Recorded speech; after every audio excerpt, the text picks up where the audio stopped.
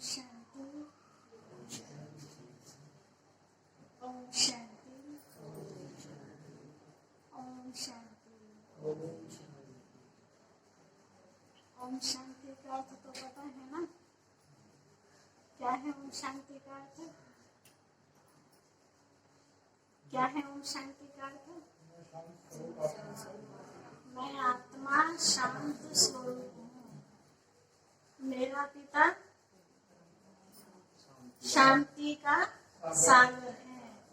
मेरा घर शांति धाम है। आज शांति के सागर शिव बाबा के महावाक्य हम सुनेंगे। मीठे बच्चे चैतन्य अवस्था में रहे बाप को याद करना है। चैतन्य अवस्था में रहे बाप को याद करना है। चैतन्य अवस्था मतलब जैसे आज तक हम सुनते थे, आंखें बंद कर लो, ओम का जाप करो, या कोई मंत्र दे देते आंख बंद करके, है ना? सांस रोक करके याद करो। तो बाबा ने कहा वो अवस्था कैसी हो गई? जड़ अवस्था। जड़ अवस्था में ना देख पाता है ना वो सुख ले पाता है। तो सांस रुक गई तो सुख मिलेगा या दुख मिलेगा? उल्टा हो जाएगा ना। तो बाबा ने कहा चैतन्य अवस्था मतलब जागृत अवस्था में। जड़ अवस्था में ना ये पता चलता कोई आ रहा है कोई जा रहा है, लेकिन चैतन्य अवस्था में सब कुछ पता चलता है कि कौन आ रहा है कौन जा रहा है। तो बाबा हमें वही चीज सिखा रही हैं। मीठे बच्चे चैतन्य अवस्था में रहे बाप को याद करना है। सुन अवस्था में चले जाना या नींद करना ये योग नहीं है। ये फिर क्या है? ये क्या कहेंगे? आलस्य कह लो और या माया की प्रवेशता कह लो। ये योग नहीं, ये हठ योग है ना। बैठे शिव बाबा को याद करने, पता चला नींद कर रहे हैं। नाम किसका और काम क्या हो रहा है? तो बाबा ने प्रश्न भी कुछ इसी तरह का पूछा है।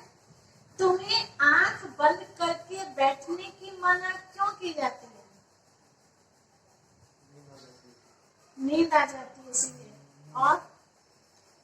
और किस लिए मना की जाती है आंख बंद करके बैठने?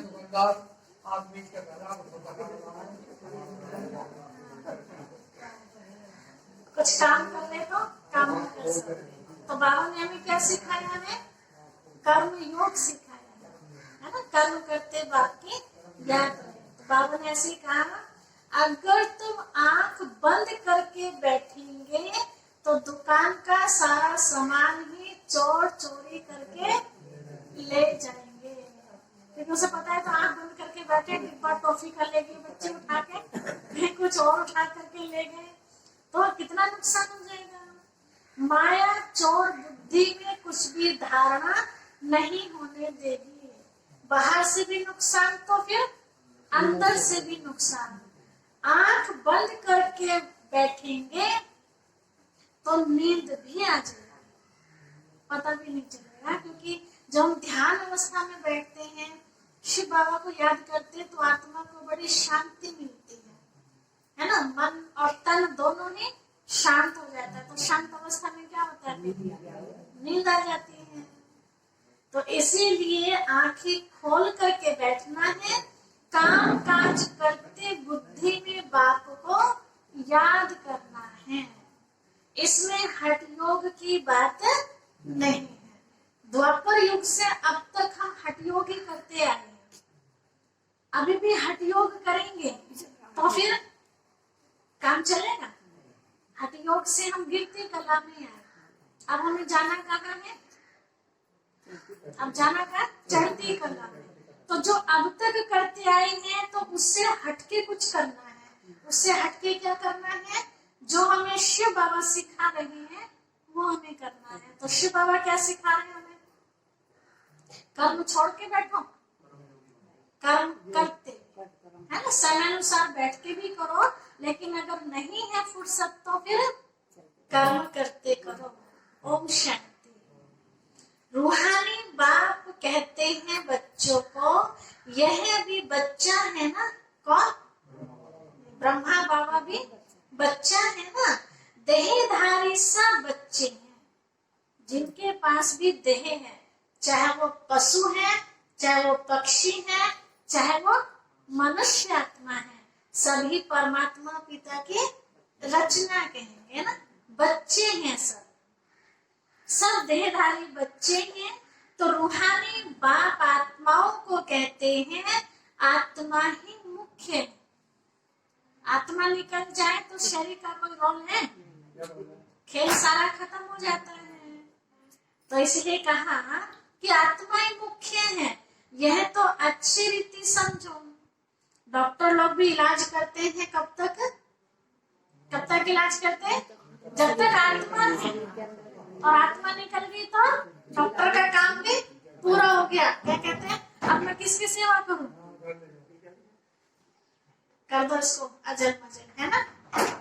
तो इसीलिए कहा, और जब तक आत्मा तब तक पूरा 20 नाखूनों का जोर लगाकर डॉक्टर यही कोशिश करता है कि मेरा पेशेंट ठीक हो जाए। तो मुख्य है आत्मा। यह तो अच्छी रीति समझो। यहाँ जब सामने बैठते हो तो ऐसे नहीं शरीर से न्यारा हो गुम हो जाना है ना। इतना भी देही अभिमानी नहीं बनना है कि कोई शुद्ध बुद्ध ही ना रहे। शरीर से न्यारा हो गुम हो जाना, यह कोई याद की यात्रा की अवस्था नहीं है। यहाँ तो सुजाग हो बैठना है। बाबा की मुरली में हमें क्या सुनने को मिल रहा है, उसको समझने के लिए कौन सी अवस्था चाहिए? सुजाग, माना जागृत अवस्था चाहिए। सुन्न अवस्था नहीं चाहिए, जागृत अवस्था चाहिए। चलते फिरते उठते बैठते अपने को आत्मा समझ बाप को याद करना है। बाप ऐसे नहीं कहते कि यहाँ बैठे बेहोश हो जाओ। क्या कह रहे बाबा? हाँ, कई ऐसे बस ऐसा आनंद आता, आंख बंद करके तो मुरली में बहुत आनंद आ रहा, और आनंद लेते लेते लेते कहाँ पहुंच जाते हैं पता भी नहीं चलता, नींद कर लेते हैं। ऐसे बहुत बैठे बैठे गुम हो जाते हैं। तुम्हें तो सुजाग होकर बैठना है। और कितना सुजाग होकर बैठना? अगर पड़ोसी भी थोड़ा सा ढीला हो रहा है तो उसको भी हमें जगाना है ना। सिर्फ अपने से हमें मतलब नहीं रखना है। ऐसे बहुत हैं जो सो जाते हैं। यहाँ तुम्हें पवित्र भी बनना है। पवित्रता बिगर धारणा नहीं होगी। पवित्रता माना स्वच्छता। जब तक स्वच्छता नहीं है तब तक बुद्धि में जो किचड़ा है वो पड़ा है, वो साफ नहीं होगा, तो ये पवित्र बातें भी अंदर में जाएंगी नहीं, धारणा नहीं होगी। किसका कल्याण नहीं कर सकेंगे? जिसका खुद का घर गंदा हो, वो किसी के घर जाके गंदा देखे तो वो कह सकेगा भाई गंदा क्यों कर रखा है? हाँ, खुद का ही गंदा है। ऐसे जिसका मन खुद का ही गंदा होगा तो वो दूसरों को कह सकता है कि अपने मन को साफ कर लीजिए? नहीं कह सकते ना। इसलिए बाबा ने कहा कि जो पवित्रता की धारणा नहीं है तो वह आत्मा किसी का कल्याण नहीं कर सकेंगे। किसको कह नहीं सकेंगे? खुद पवित्र रहते नहीं और दूसरों को कहते हैं तो वह तो जैसे किसकी कहानी सुनाते हैं बाबा? वह तो जैसे पंडित जैसे। मियां मिट्ठू भी नहीं बनना है ना, खुद की तारीफ खुद ही ऐसा भी नहीं, वह फिर दिल अंदर खाता रहेगा, है ना। सुनते कुछ है, करते कुछ है और कहते कुछ और है। तो अंदर में तो पता है ना कि सच्चाई क्या है ना। तो अंदर फिर वो चीज खाती है। ऐसे मत समझो हम शून्य में चले जाते हैं, है ना। कई क्या बताते हैं कि ध्यान तो वो है कि अगर मक्खी भी बैठ जाए तो आपको पता न चले। बाबा कहते हैं हट लोग है, इसको ध्यान नहीं कहते, है ना। ये राजयोग नहीं है, ये हठ योग है। ऐसे तो सांप भी ऊपर आके बैठ जाएगा, ये ठीक है नहीं जी। हाँ, नींद में पता नहीं चलेगा मक्खी बैठी है क्या। तो बाबा कह रहे हैं ऐसी अवस्था नहीं, आंखें बंद हो जाती हैं, यह कोई याद की अवस्था नहीं है, ये तो नींद की अवस्था हो गई, याद की अवस्था नहीं है। इसमें चैतन्य अवस्था में रहे बाप को याद करना है। कई लोग क्या करते हैं, ऐसे पूरा कपड़ा ढक लेंगे, सत्संग में बताते हैं ना, पूरा कपड़ा चादर ओढ़ कैसे बैठ जाएंगे, गर्मी कितनी पड़ी वैसे सांस नहीं आता, ऊपर से कपड़ा ओढ़ लिया जाए, तो बताइए तो ऐसे क्या परमात्मा पिता की याद में आनंद आएगा, नहीं आ सकता। तो कैसे याद करना है, जहां हमारे शरीर को किसी भी प्रकार की कोई दिक्कत ना हो।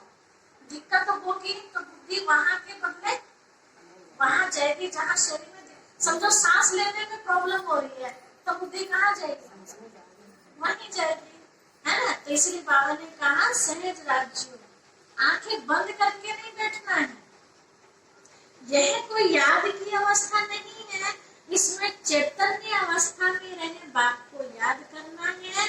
नींद करना यह याद नहीं है, मिक्स हो गया, कभी नींद के झटके आ गए, हल्की सी आंख खुल गई तो बाबा की याद आ गई, तो ये तो दोनों जहान से गए, ना तो नींद भी पूरी हो रही और ना ही बाबा को याद करने का फायदा हो रहा। तो एक काम किया जाए ना तो बड़ा ही अच्छा, तो नींद ही पूरी कर ले, है ना।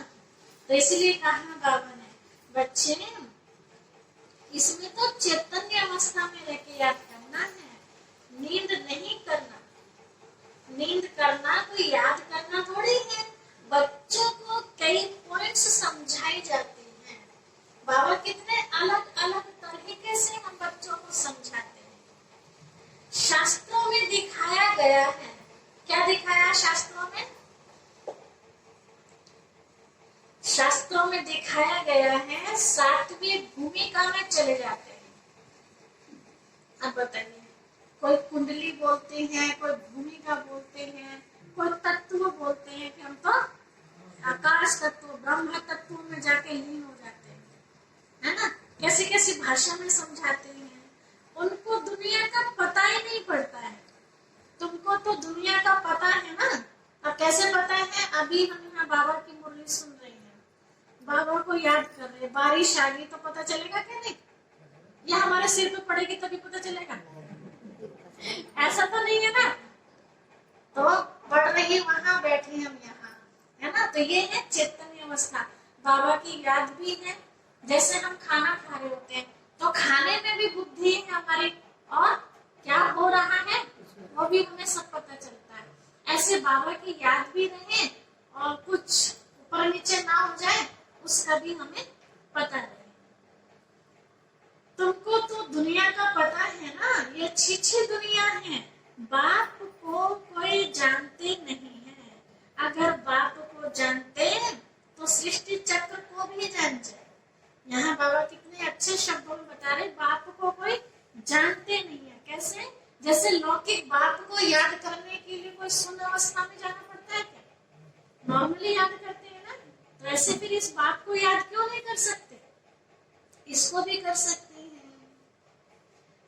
तो बाप को जानते तो सृष्टि चक्र को भी जान जाए। बाप बतलाते हैं यह चक्र कैसे फिरता है, मनुष्य पुनर्जन्म कैसे लेते हैं, सत्युग में भल बड़ी आयु हो जाती है तो भी बदसूरत नहीं होंगे। बदसूरत मतलब आप देखते बचपन में शरीर, छोटे बच्चे का हम देख रहे हैं, जैसे जैसे उम्र बढ़ती जाएगी तो शरीर का जो आकार है वो धीरे धीरे धीरे चेंज होता जाएगा। और जैसे ही फिर बुढ़ापे की तरफ जाएंगे, ज्यादा हो जाएगी तो बिल्कुल ये अजीब सा, है ना। तो बाबा ने कहा कैसा बन जाता है, बदसूरत, इतनी झालियां, इतने फिर सलवटे, ये सब चेहरे पर आ जाती है ना, गाल भी सारे अंदर पहुंच जाते हैं जी।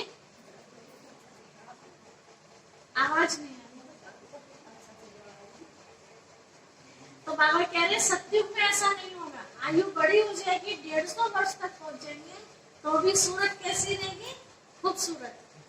बाकी पुनर्जन्म तो लेंगे नहीं।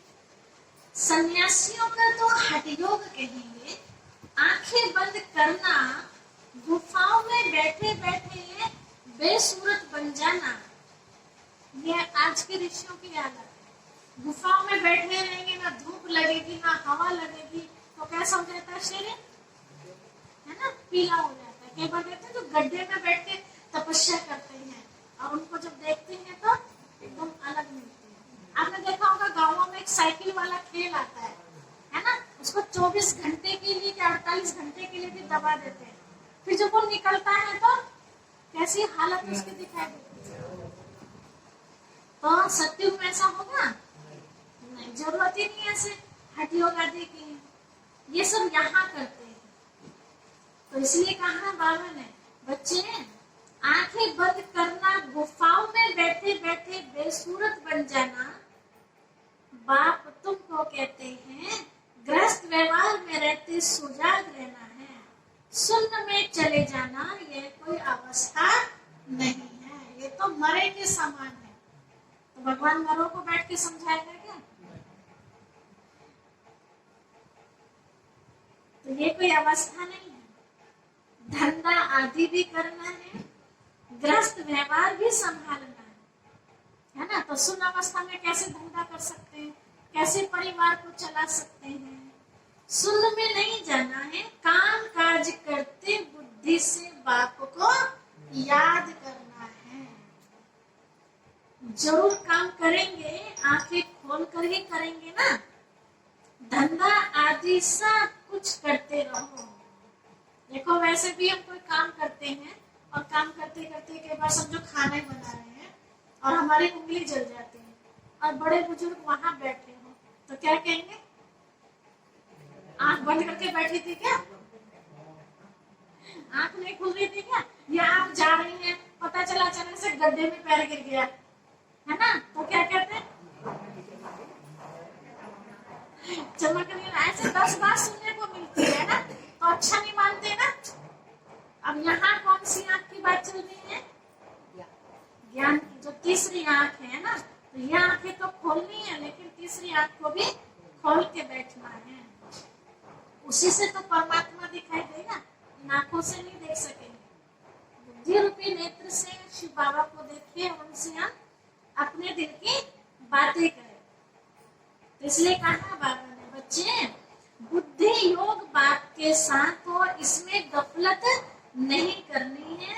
दुकान पर बैठे आंखें बंद हो जाएंगी तो कोई सामान ही ले जाएंगे और पता भी नहीं पड़ेगा, फिर ढूंढते रहो और फिर दोष शिव बाबा को दो। हम तो शिव बाबा की याद में बैठे थे, पता नहीं तराजू कौन उठा के ले गया, तो गलती किसकी है, गलती तो हमारी हो गई। इसीलिए बाबा ने कहा ये कोई अवस्था नहीं है, हम देह से न्याय हो जाते हैं, यह सब हठ योगियों की बातें हैं। देह से अलग हो जाना है ना, बिल्कुल शुद्ध बुद्ध भूल जाना, बाबा ने कहा ये हठ योगियों की बातें हैं।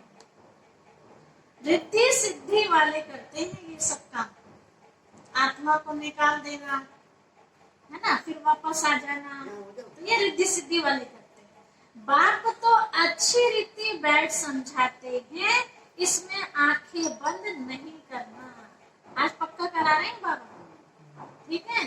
कोई आंखें बंद करके बैठते हो तो आज से आंखें खोल के, है ना, टेंशन देके आंखें बंद नहीं करनी। बाप कहते हैं मित्र संबंधी आदि जो भी बैठे याद करते हो वैसा भूल जाओ। किसी की भी याद आती है तो उन सबको भूल जाओ। खास किस समय भूलो, जब बैठे हैं बाबा को याद करने के लिए, तो उस समय तो याद ना है ना किसी की, एक बाप को ही याद करना है जो जन्म जन्म की हमारी देखभाल करते हैं, उस बाप को ही याद करना है।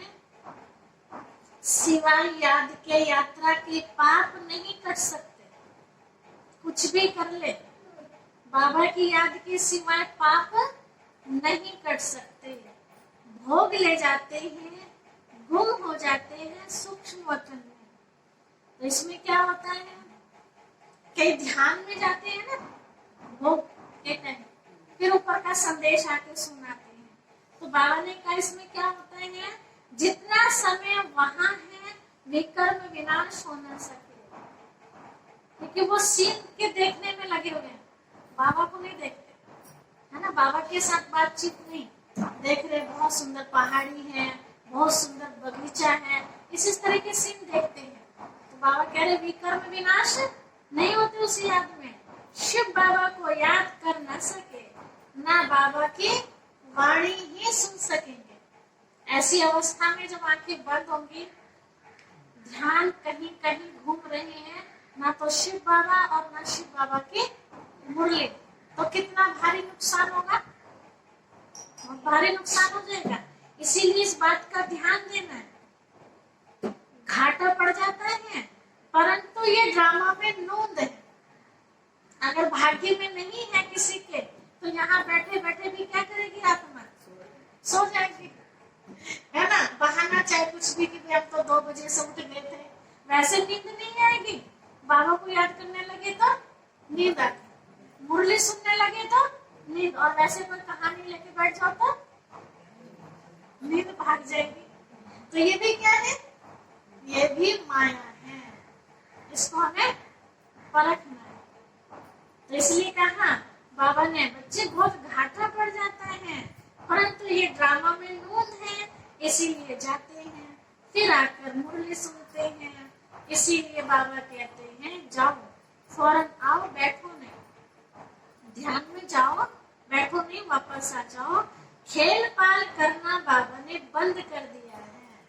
खेल पाल कौन सा, शुरू शुरू में बाबा बच्चों को ऊपर ध्यान में ले जाते थे, किस लिए ले जाते थे, वहां बहुत ज्यादा मारकाट चल रही थी।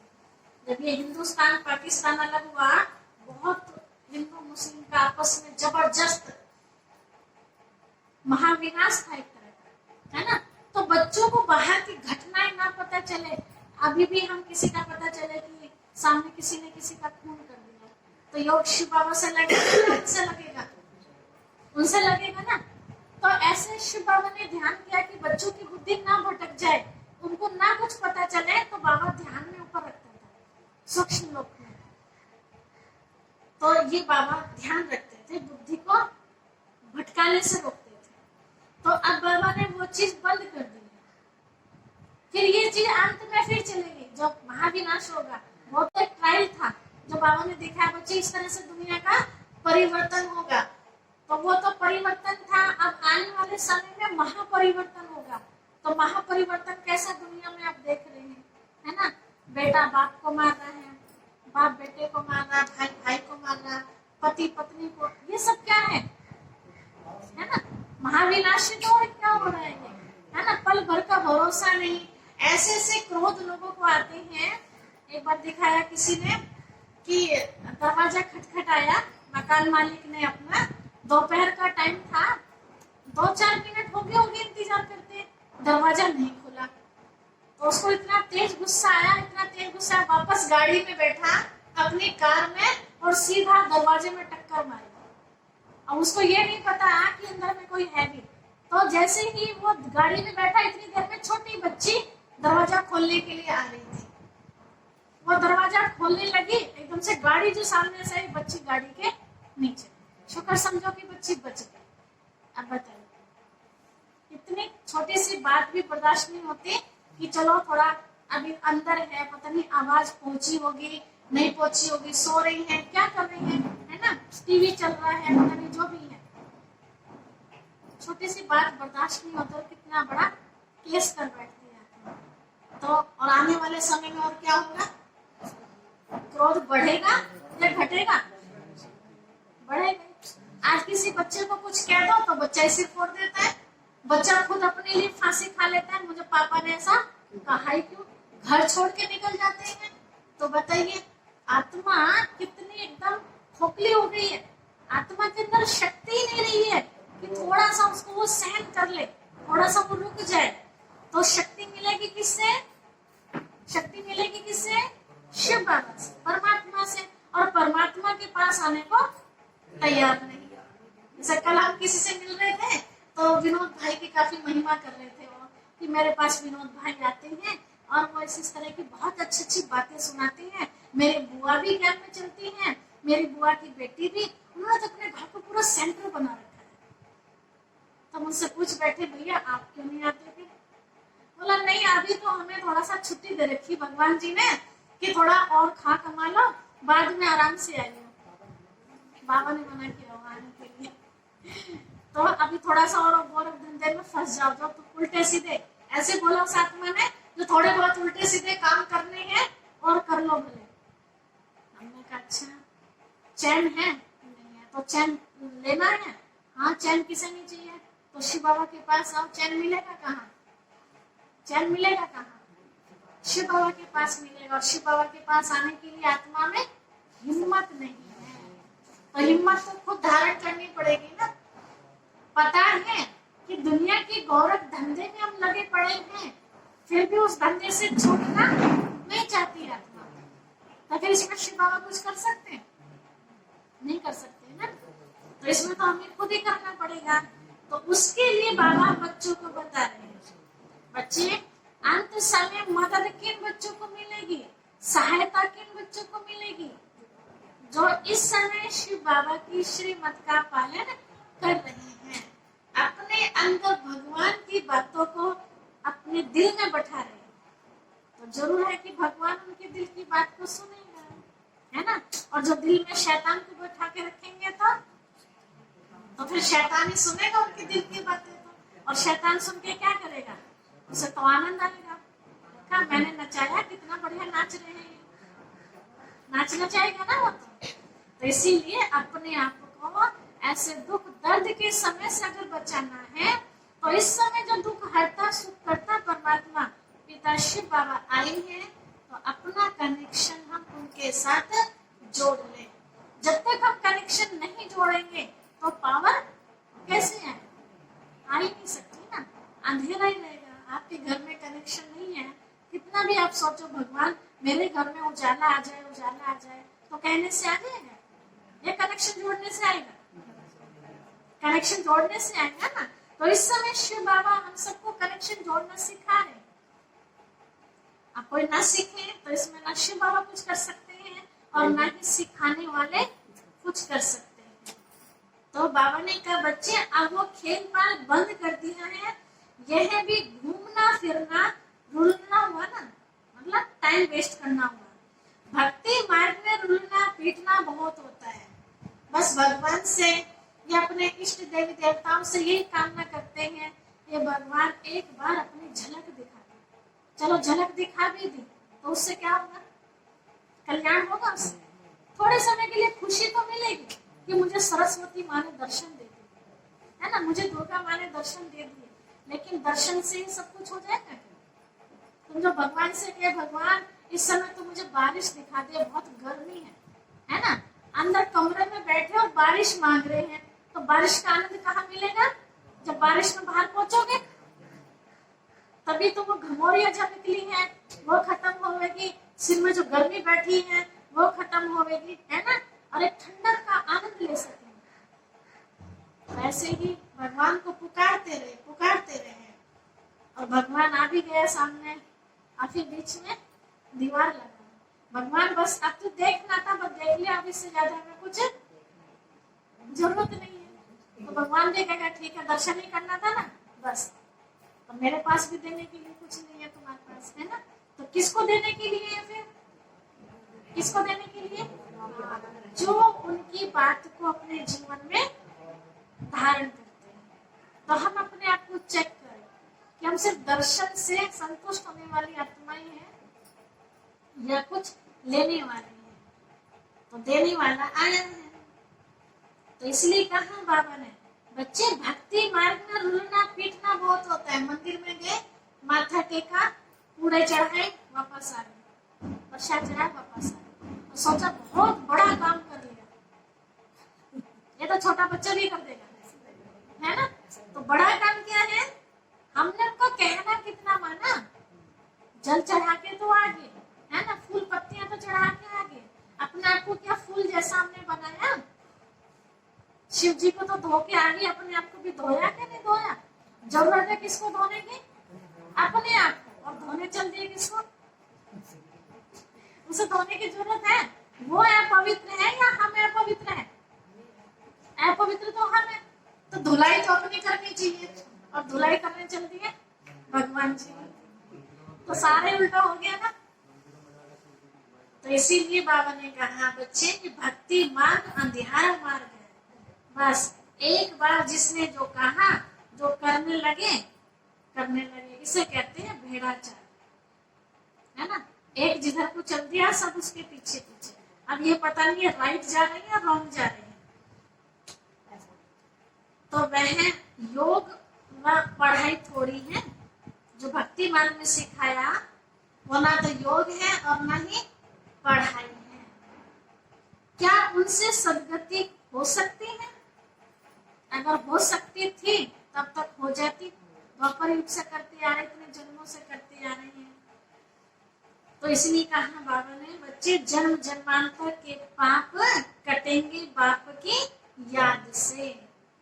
जन्म जन्मांतर के पाप तो बाप की याद से कटते हैं, बाकी साक्षात्कार आदि से कोई भी फायदा नहीं होता। यह तो सिर्फ भक्ति है, ना याद है और ना ही ज्ञान है। दोनों में से कोई भी चीज नहीं, ना ज्ञान है ना योग। भक्ति मार्ग में ये सिखलाने वाला कोई होता ही नहीं, तो सदगति को पाए कैसे? भक्ति मार्ग में सिखाने वाला कोई होता ही नहीं कि कैसे ज्योति बिंदु परमात्मा से ध्यान लगाया जाए। तो बेचारे सीखे कैसे? भले कितना भी साक्षात्कार हो, शुरू में तो बच्चियां आप ही चली जाती थी ध्यान में, मम्मा बाबा थोड़ी जाते थे। यह तो शुरू में बाबा को सिर्फ स्थापना और विनाश का साक्षात्कार हुआ, पीछे तो कुछ भी नहीं हुआ, है ना। ब्रह्मा बाबा को शुरू में ये दुनिया का विनाश कैसे होगा और इसके बाद कौन सी दुनिया आने वाली है जिसमें देवी देवताएं होंगे, बस वो साक्षात्कार, वो वाला दीदार हुआ। उसके बाद और कोई दीदार नहीं हुआ। तो ये किसी को पता ही नहीं है। हाँ, बिठाकर कह देते बाबा इनकी रस्सी खींचो, है ना। बाबा बिठा करके शिव बाबा को याद करते और कहते बाबा इनकी बुद्धि भी अपने साथ लगा लो। रस्सी खींचो मैंने बुद्धि को अपने साथ लगा लो। जैसे हम किसी के लिए प्रार्थना करते हैं ना कि भगवान इनको भी सद्बुद्धि दे दो, है ना। ये भी आपको याद करने लगे और ये शैतानी मार्ग को छोड़ दे, राक्षसपना छोड़ दे, देवताई गुण अपने अंदर धारण कर ले। ऐसे ब्रह्मा बाबा भी दुआ करते थे सबके लिए। तो यह तो रस्सी खींचने वाली बात है। यह भी ड्रामा में होगा तो रस्सी खींचेंगे, नहीं तो नहीं। हम कितना भी किसी के लिए शिव बाबा से कहें कि बाबा इनकी बुद्धि अपने पास खींच लो, बाबा ने कहा कि ड्रामा में होगा, उसके भाग्य में होगा, तो शिव बाबा उसकी बुद्धि अपने साथ लगाएगा। और उसके भाग्य में नहीं होगा तो हम कितना भी बाबा से कहें तो लगाएगा शिव बाबा। हर कोई चाहते हैं ना अपने परिवार को कि बाबा मेरी बेटी को भी अपना बना ले, मेरे बेटे को भी बना ले, मेरे पति को भी बना ले, मेरे पड़ोसियों को भी अपना बना ले। लेकिन बनते नहीं बनते ना। कारण क्या है?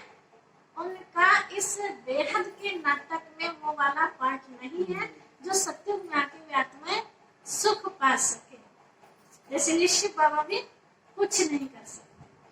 कितने ढेर मनुष्य हैं, है ना। अगर सबका बाबा बुद्धि योग अपने साथ लगाएगा तो सबको कहाँ आना पड़ेगा? फिर स्वर्ग में आना पड़ेगा। तो फिर स्वर्ग में भी इतनी भीड़ हो जाएगी। तो इस समय जो मेहनत कर रही है आत्माएं, त्याग कर रही है, तपस्या कर रही है, तो वो भी उस दुनिया में। और जो कुछ नहीं कर रही है, शिव बाबा ने बुद्धि खींच ली अपनी तरफ, लगा ली, और वो भी स्वर्ग में। तो फिर मेहनत करने का फायदा क्या हुआ? कोई भी फायदा नहीं। तो पिछाड़ी में बहुत आएंगे, अब नहीं आ रहे, लास्ट में आएंगे। साक्षात्कार करेंगे, निर्वाह मौत मलु का शिकार। इतने ढेर मनुष्य हैं। निर्वाह मौत मलु का शिकार का मतलब यहाँ बाबा बताते हैं, जैसे कोई शिकारी होता है शिकार खेलने जाता है ना, तो चाहे वो शेर है, चाहे वो हाथी है, चाहे वो मोर है, कोई भी चीज है, उसकी तो मौत आ रही होती है ना। और जो शिकार खेलने गया वो खुश होता है कि मेरे हाथ शिकार आ गया, है ना। तो ऐसे यहाँ दुनिया का परिवर्तन होने वाला है। तो बाबा ने बताया बच्चे, दुनिया की सारी मनुष्य आत्माएं शरीर छोड़ करके कहाँ जाएंगी? परम धाम में। तो दुनिया खाली हो जाएगी। जब दुनिया खाली होगी, ये ईंट पत्थर के मकान टूट के तभी तो सोने के मकान बनेंगे। तो ये खुशी की बात है या दुख की बात है?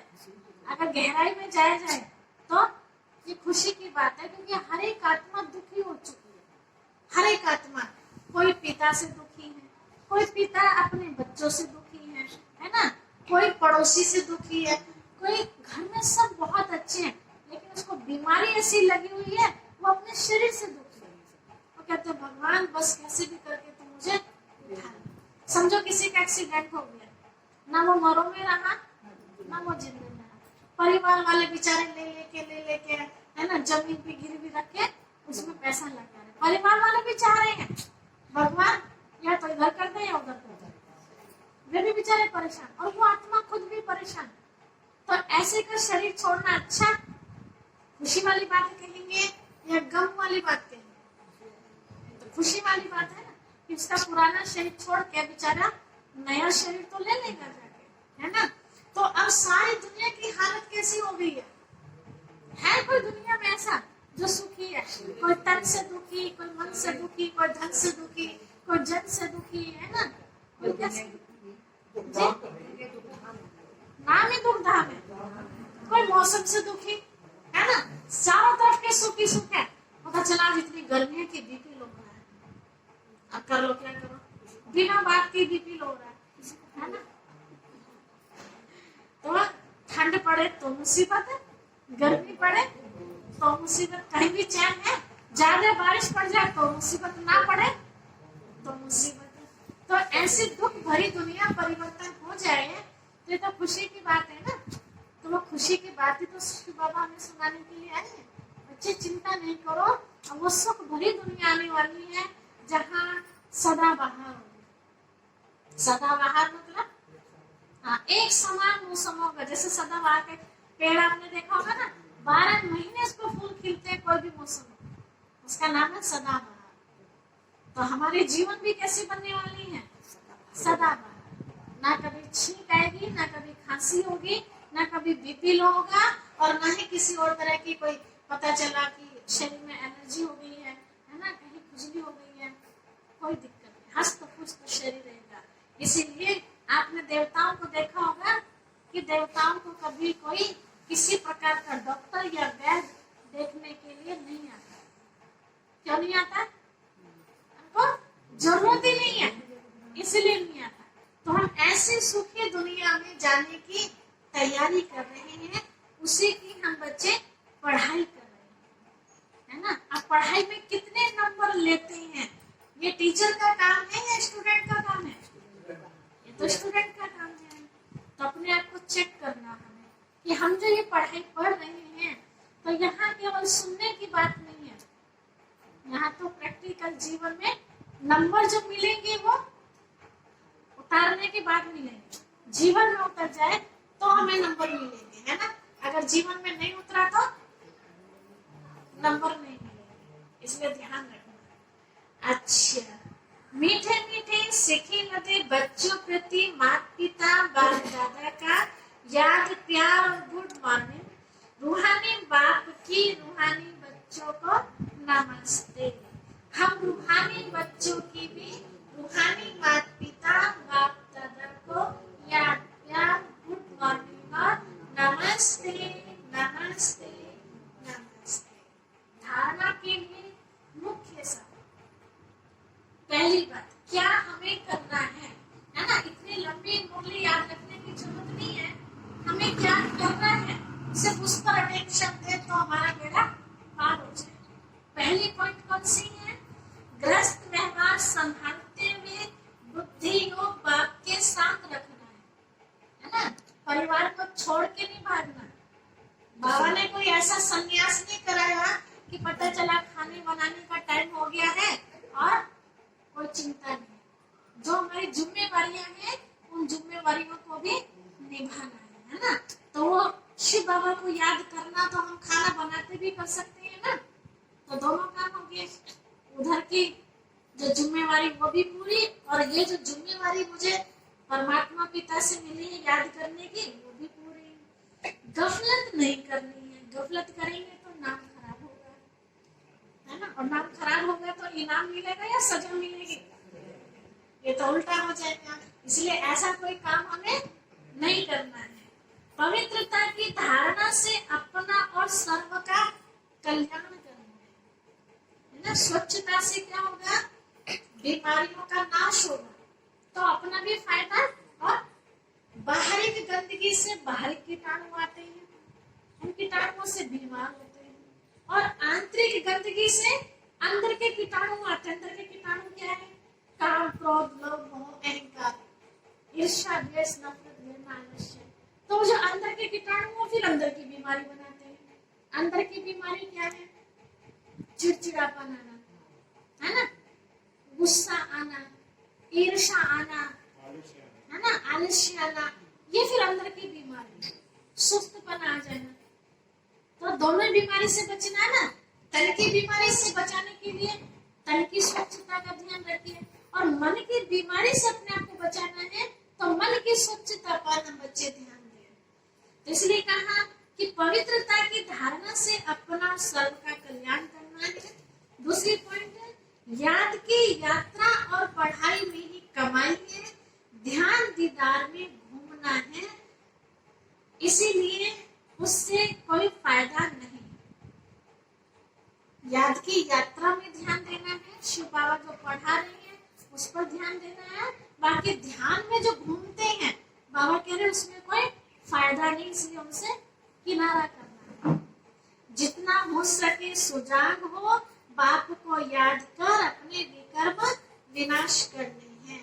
आंखें बंद करके बैठना, आंखें खोल करके बैठना। अच्छा, बाबा वरदान दे रहे हैं, साथी को सदा साथ रख। कौन से साथी को?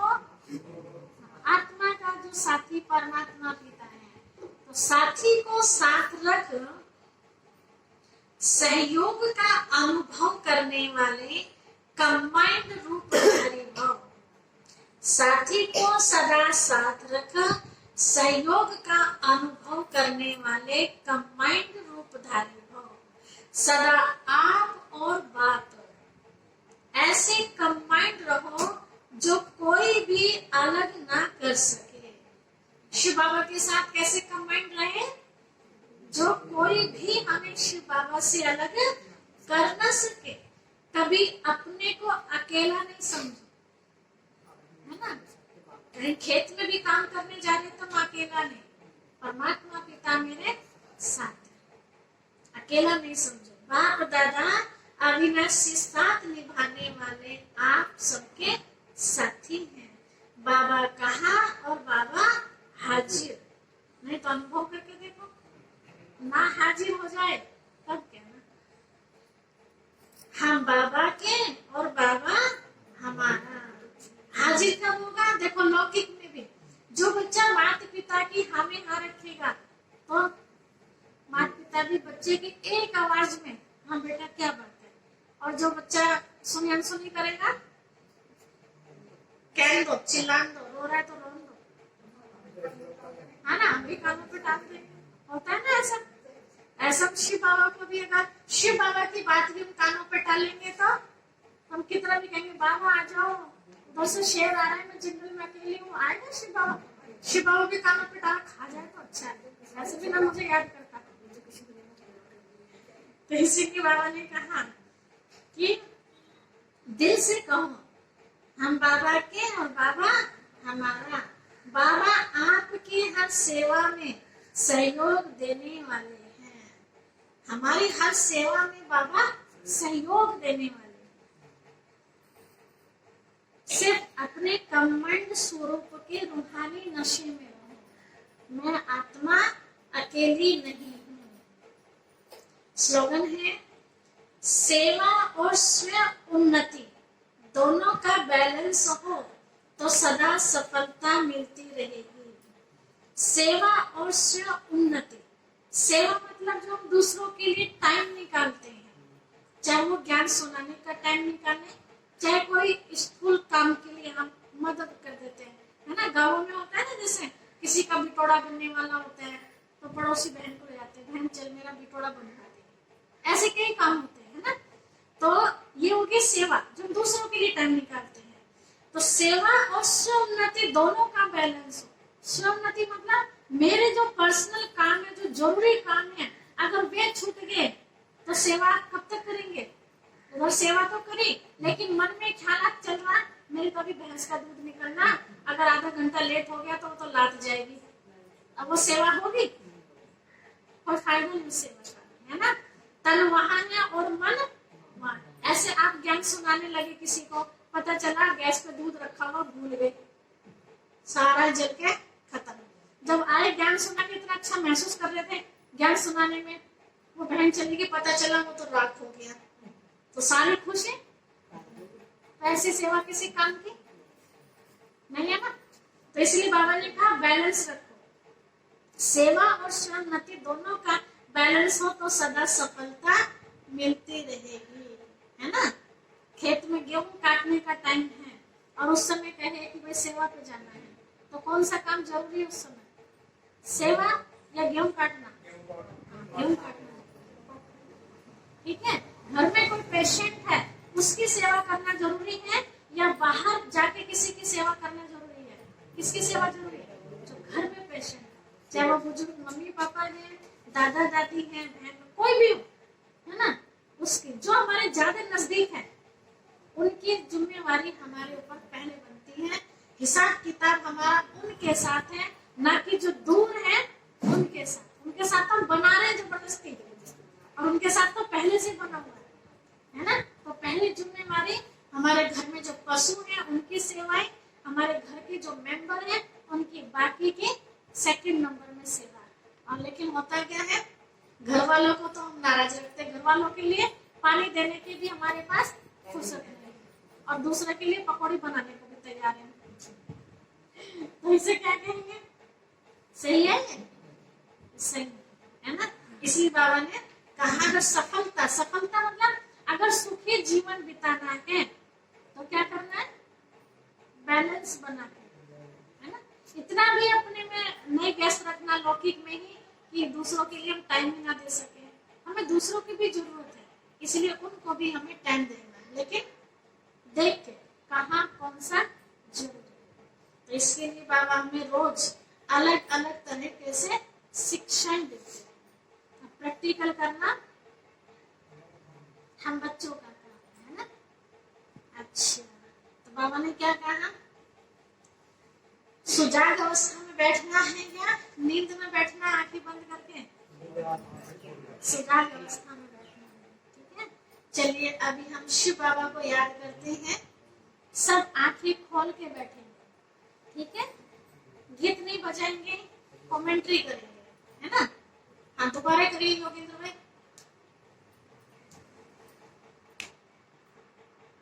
जैसे जैसे वैसे वैसे शब्दों का आपको अनुभव करना है, बुद्धि से उस दृश्य को हमें देखना है।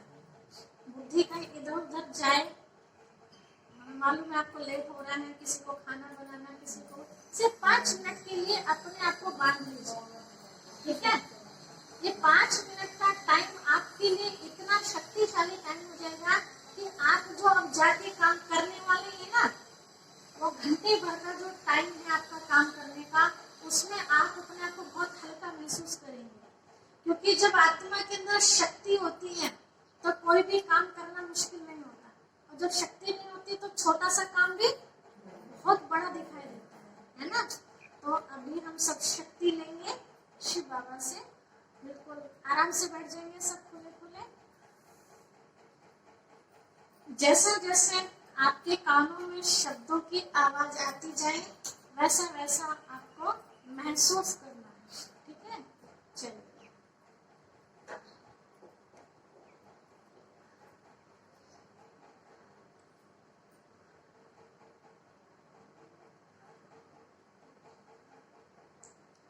ओम शांति।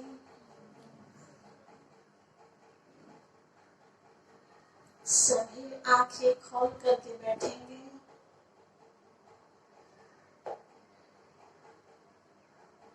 अपनी नजरें कहीं एक जगह टिका लेंगे। महसूस करें इस शरीर में मस्तक के बीच एक चमकता सितारा दिखाई दे रहा है।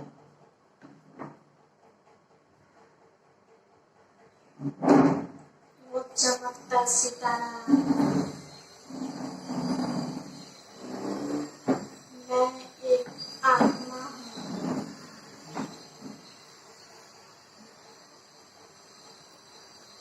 मैं आत्मा इन आंखों से देख रही हूँ।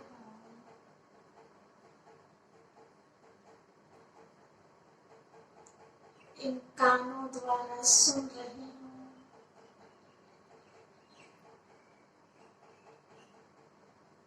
मुख द्वारा बोल रही हूँ।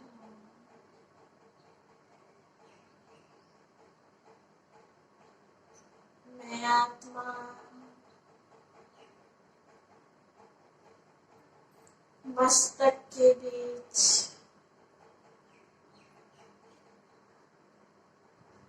ज्योति प्रकाश स्वरूप में दिखाई दे रही हूँ।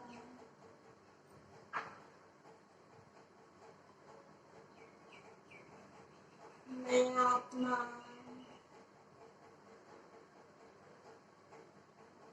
चैतन्य हूँ।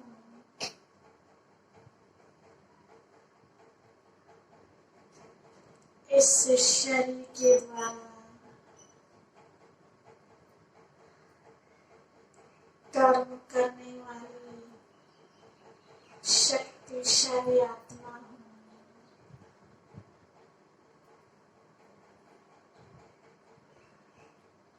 मैं आत्मा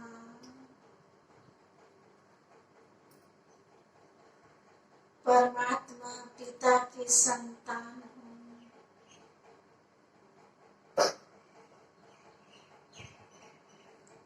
जैसे मैं आत्मा ज्योति स्वरूप हूँ,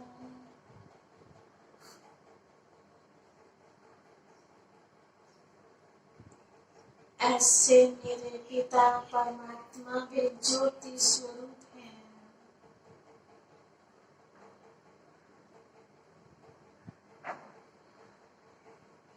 मैं आत्मा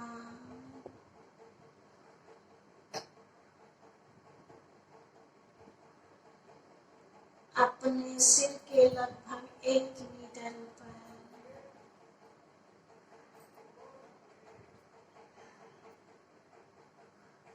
ज्योति बिंदु परमात्मा पिता को देख रही हूँ।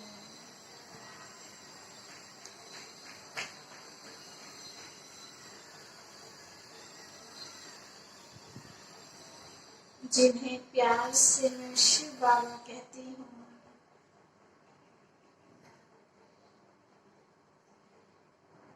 शिव बाबा सर्वशक्तिमान है।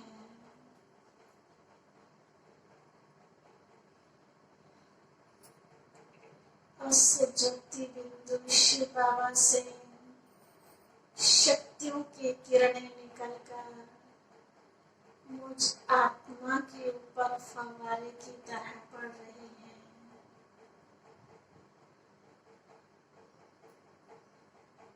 महसूस करे सभी किरणों के रूप में शक्तियां मेरे अंदर आ रही हैं।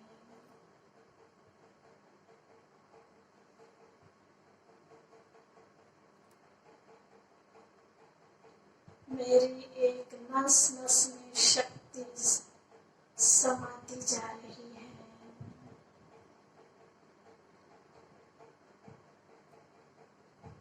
मैं आत्मा तन मन से शक्तिशाली बनती जा रही हूँ।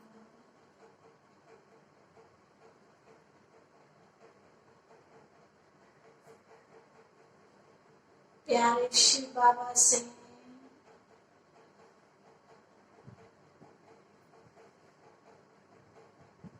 शांति की किरणें निकल निकल मुझ आत्मा पर बरस रही है।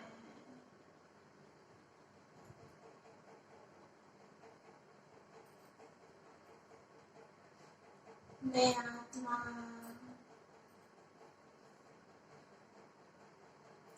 शांति से भरपूर होती जा रही हूँ।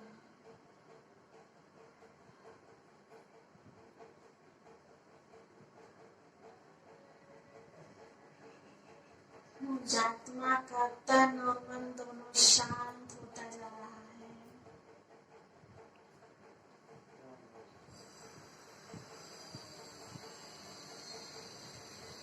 मैं आत्मा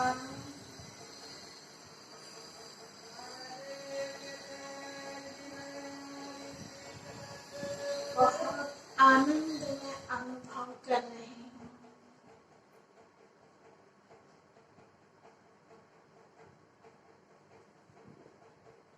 कितना आनंद मिल रहा है परमात्मा पिता के साथ।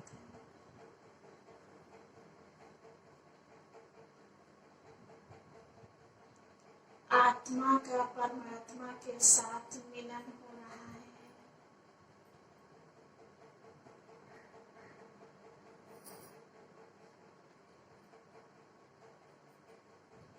मैं आत्मा अब अकेले नहीं हूँ। परमात्मा पिता मेरे साथ है।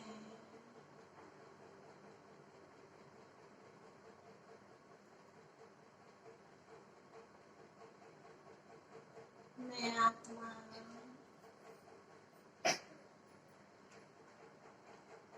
शक्तिशाली आत्मा हूँ।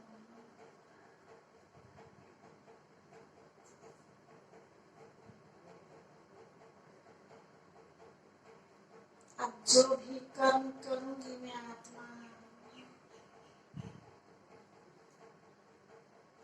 प्यारे शिव बाबा को लेकर ही करूंगी।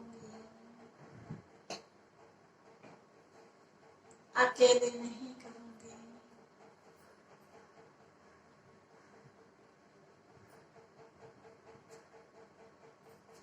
ओम शांति।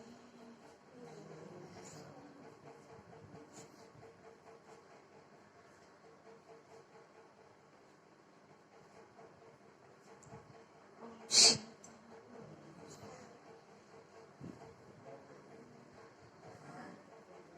इस तरह से हम प्यारे शिव बाबा को याद करें और अपने ऊपर शक्तियों को हम बार बार डरते हुए देखें। जितनी देर हम उन किरणों को अपने ऊपर डालता हुआ ये महसूस करेंगे कि शिव बाबा की किरणें मुझ आत्मा पर पड़ रही हैं, तो उतनी देर में आत्मा अपने आप को शक्तियों से भरपूर करेगी। जैसे आपके चौक में बारिश पड़ रही है, आप उस चौक में बाल्टी जितनी देर रखेंगे तो क्या होगा, उतनी देर वो भरेगी, है ना। और जितनी जल्दी हटा देंगे आप तो उतनी कम भरेगी। ऐसे जितनी देर किरणों के अंदर हम अपने आप को महसूस करेंगे, चाहे वो शांति की किरण महसूस करें, चाहे हम आनंद की किरण महसूस करें, चाहे शक्तियों की करें, है ना, तो वो सारी शक्तियां हमारे अंदर जैसे समा जाए तो उसी समय हमें अनुभूति होती है। और फिर जब कभी हमें जरूरत पड़ती है उस शक्ति की तो वो हमारे काम भी आती है ना। कुछ चीजें ऐसी होती है जो तुरंत उसका हमें अनुभव नहीं होता है। जैसे समझो आपने मौसमी का जूस पिया, उस समय थोड़ी देर के लिए लगता है कि हाँ कुछ पावर से आई है, लेकिन वो पावर हमारे अंदर जमा हो जाती है और जमा होने के बाद वो शक्ति का रूप धारण कर लेती है। तो वो फिर कब महसूस होता है कि हमारे अंदर शक्ति आ गई, जब आप कोई काम करेंगे और उस समय अपने आप को थका हुआ महसूस नहीं करेंगे तो क्या कहेंगे, बस मौसमी के जूस ने अपना असर दिखा दिया, है ना। तो ऐसी परमात्मा पिता की जो याद है, उनकी याद से जो हमें शक्ति मिलती है, तो वो शक्ति हमें उस समय महसूस करेगी जब आप कहीं ऐसी भारी मुसीबत में हम लोग घिर चुके होंगे और सब मुसीबतों में अपने आप को बेकार महसूस कर रहे होंगे और हम एक परमात्मा पिता की याद में होंगे। तब उस समय पता चलेगा कि हाँ, जो हमने अब तक तपस्या की है, शिव बाबा को याद किया, आज वो उस याद की शक्ति हमारे काम आ रही है ना। जैसे अभी कईयों ने अनुभव किया ये कोरोना की जो बीमारी चली, तो कितने लोग बेचारे घबरा गए, है ना। सब कुछ होते हुए भी खेती बाड़ी भी चल रही है, नौकरी भी चल रही है, और भी कई बिजनेस चल रहे हैं, लेकिन फिर भी हिल गए। और कितने ऐसे हैं जिनके खेती बाड़ी भी नहीं है, कोई नौकरी भी नहीं है, मजदूर है बेचारे, लेकिन शिव बाबा की याद रही, परमात्मा पिता की याद रही, तो वो स्थिर रहे। तो कौन सी शक्ति ने उनको संभाला? जो अब तक याद करके उन्होंने अपने अंदर वो शक्ति को जमा किया था। तो ऐसे आने वाला जो खतरनाक समय है, उस समय हमें ये शक्ति बहुत मदद करेगी, जो आज के टाइम। तो ऐसी शक्ति कहते हैं भजन और भोजन कहाँ करना चाहिए? एकांत में करना चाहिए, है ना। एकांत क्यों बताया? भजन आप करेंगे, ईश्वर को याद करेंगे, तो कोई आ गया तब भी ईश्वर होंगे, आप ध्यान बढ़ेगा, है ना।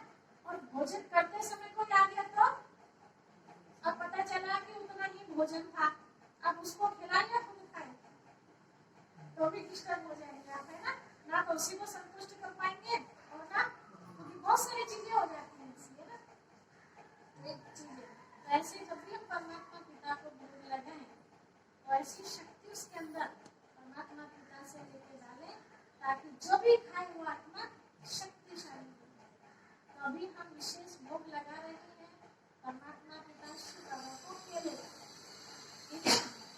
केले का भोग लगाएंगे और अकेले का पाठ पढ़ेंगे। कैसा केले का पाठ पढ़ेंगे? सबको पता है ना कि हम दुनिया में अकेले आए हैं, दो अकेले आए हैं, अकेले आए हैं, तो जाएंगे भी कैसे? अकेले जाएंगे। जाने का तरीका सबका अपना अपना होगा। कैसा अपना अपना होगा, है ना। कोई बीमार होके जाएगा, कोई एक्सीडेंट होके जाएगा, कोई किसी को मार देगा उस तरह जाएगा, है ना। किसी को अटैक पड़ जाएगा ऐसे जाएगा, कोई सबका सबका चला जाएगा, है ना। तो जाने का सबका अपना अपना हिसाब किताब है। इस आत्मा का कैसा हुआ हमें नहीं पता, लेकिन जाएगा फिर भी वो अकेला, है ना। एक साथ दो व्यक्तियों का जन्म हुआ, एक साथ दो व्यक्तियों ने शरीर छोड़ा, लेकिन एक पल का भी फर्क जरूर मिलेगा, है ना। चाहे एक ही पल का फर्क है, और दोनों का कर्मों का हिसाब किताब भी अलग अलग होगा। तो हम हर रोज आँख खुलते ही ये पाठ पक्का करें कि मैं आत्मा अकेली आई थी, जो मैं आत्मा कर रही हूँ यहाँ, उसे भोगना भी मुझे अकेले को, और जब मैं जाऊंगी यहाँ से तो भी मैं अकेले जाऊंगी, है ना। तो इतनी तैयारी हम अपनी करके तो शिव बाबा को भोग लगाएंगे, और इन केलों के अंदर शिव बाबा की किरणें महसूस करेंगे, ठीक है। एक केले के कौन सा स्पीकर? इस केले को खाएगा बहुत अच्छा शक्तिशाली बन जाएगा, तन से भी और मन से। ऐसा अपने आगे शिव बाबा को महसूस करेंगे। वो शिव बाबा को ठीक से नहीं जानते हैं, भले किसी आप देवी देवता को कामयाब नहीं हुआ, उसको भोग खिलाइए, बहुत खुश होंगे, ठीक है जी। चलो जिसको मानते हैं वो अगर उनके पास रहेगा तो शिव बाबा के बच्चे हैं, चाहे श्री कृष्ण को वो अगर खिलाइए, उनके पास चाहे रहेगा तो श्री आवाज राम चल को जाएगा। खिलाइए, है ना, चाहे हनुमान जी को खिलाइए, किसी को भी खिलाइए, जहाँ आपकी आस्था जिन्हें आप अच्छी तरह से जानते हैं, ठीक है। चलिए, है ना, 2 मिनट के लिए हम सभी ध्यान लगाएंगे और भोग लगाएंगे। पुरुषार्थ को बढ़ाएंगे, क्योंकि समय बहुत कम रह गया है, हम आपको तारीख तो नहीं बता सकते, है ना। तो इसीलिए खुद ही अपने आप को तैयार रखिए, कब पंछी को उड़ना पड़ जाए तो तैयार। चारों तरफ से अपने बंधनों को काट के रखे, कहीं ऐसा ना पंछी उड़ने लगे और धड़ाम से नीचे पता चला किसी और ने धागा धागा खींच लिया, है ना। तो ऐसा अपने आप को स्वतंत्र रखना है। तो उसके लिए आजकल हम सवेरे सवेरे 2:30 बजे से, हम तो 2 बजे से उठ जाते हैं। 2 बजे से उठने के बाद जो मोबाइल पर क्लास चलती है तो एक दूसरे को फोन मिलाते हैं, एक फोन में 5 लोग होते हैं। तो ऐसे करके 2 बजे से हम जगाना शुरू कर देते हैं जो फोन मिलाने वाले रहते हैं, और 2:30 पौने 3 बजे तक सब फोन पे इकट्ठे हो जाते हैं। कम से कम 15-16 के आसपास भाई बहन होते हैं। वो सब मोबाइल पर मुरली सुनते हैं। देखिए 2:30 बजे पौने 3 बजे मोबाइल पर मुरली सुनते हैं। कौन सी मुरली? कि भगवान ने हम बच्चों के लिए क्या कहा, उस डायरेक्शन को अपने अंदर हम धारण करें। क्योंकि अपने अंदर हम डायरेक्शन को लाएंगे, अपने आप को स्वच्छ बनाएंगे, तभी तो हम कुछ कर पाएंगे। नहीं तो आत्मा खाली आई और खाली चली जाएगी। तो खाली जाना चाहते हैं या भर के जाना चाहते हैं?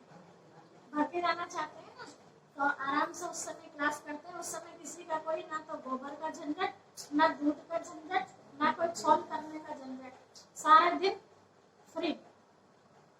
लगभग 3:30 पौने 4 बजे क्लास खत्म हो जाती है। उसके बाद इच्छा होती है तो योग करें, 4:45 बजे तक का टाइम होता है, नहीं तो आराम भी करते हैं, है ना। तो इस तरह से हर एक अपने अपने पुरुषार्थ को बढ़ाए जितना भी हो सकता है, ठीक है। ये पुरुषार्थ हमारे काम आएगा, नहीं तो आत्माओं की तरह हम भी ऐसे न रह जाए खाली, ठीक है। तो आएंगे सभी, हाथ खड़े करेंगे जो आएंगे हर बुधवार में। यहाँ कितने बजे का टाइम रखें?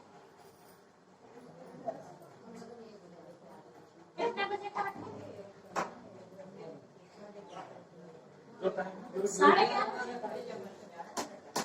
हाँ, जो खेती बाड़ी वाले वो बताओ कितने बजे रखा? आज का टाइम ठीक है, आज का टाइम ठीक है। ठीक है, 11:30। अच्छा, 11:30 वाले हाथ खड़े करो जरा। 11:30 वाले हाथ खड़े करो। हाँ, 11:30 12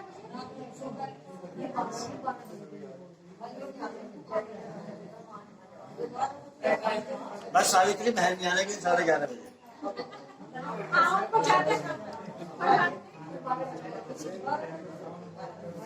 12 से 1 1:30 बजे कोई दिक्कत नहीं। ठीक है, 12 बजे हाँ ना है। अच्छा, हाँ उनकी चलो एक आध देखा तो चल जाओ। चलो ठीक है, अगले बुधवार का सबकी सलाह ठीक है। 12 बजे आइए, आओ अरिस्ता। पहले बच्चों को सुनो।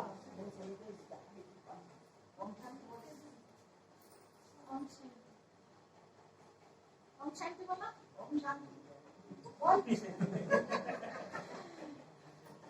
आओ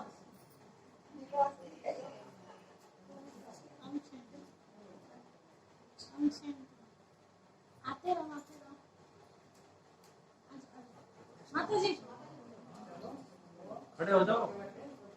हाँ, आते रहो, आते रहो। भाई जी नहीं है, पानी पे आओ, आप जल्दी बैठो, आओ फटाफट।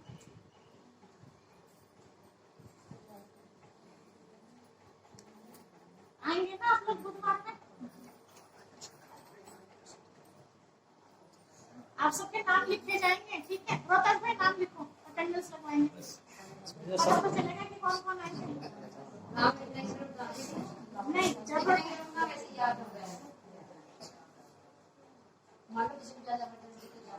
नहीं कोई इमरजेंसी है वो बात अलग है, और कोशिश करेंगे कि आएंगे। आ जाओ, आ जाओ।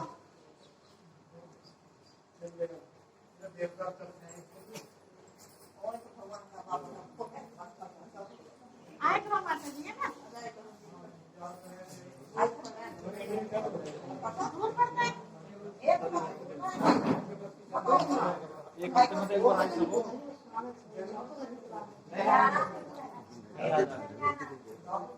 आओ भाई आओ,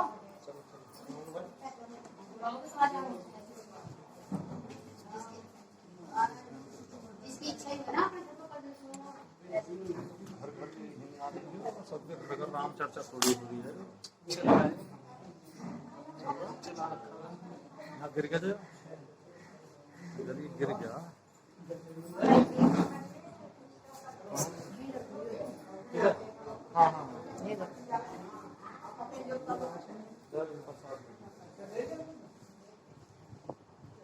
आए थे बाबूजी क्लास में बुधवार में रखिए ना। एक भी लोग में चाचा अच्छा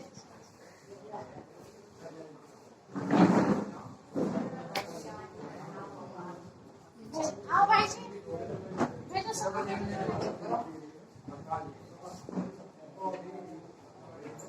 आज कुछ हाथ में बस ये दो तीन दिन साथ में बैठे थे काम आना है के बाद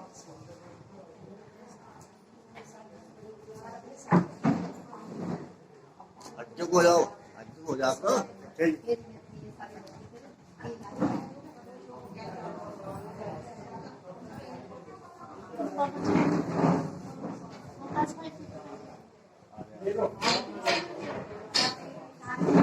क्लास में बैठना मरियम ठीक है।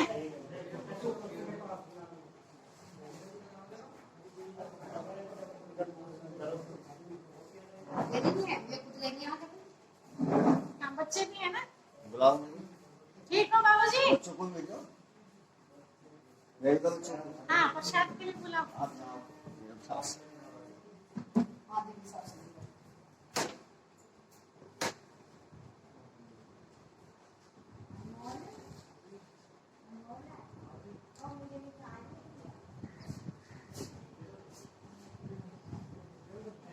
ये चालू है क्या? बंद करो ना। वो तो काटने का लक्ष्य है वो तो मतलब काटना जरूर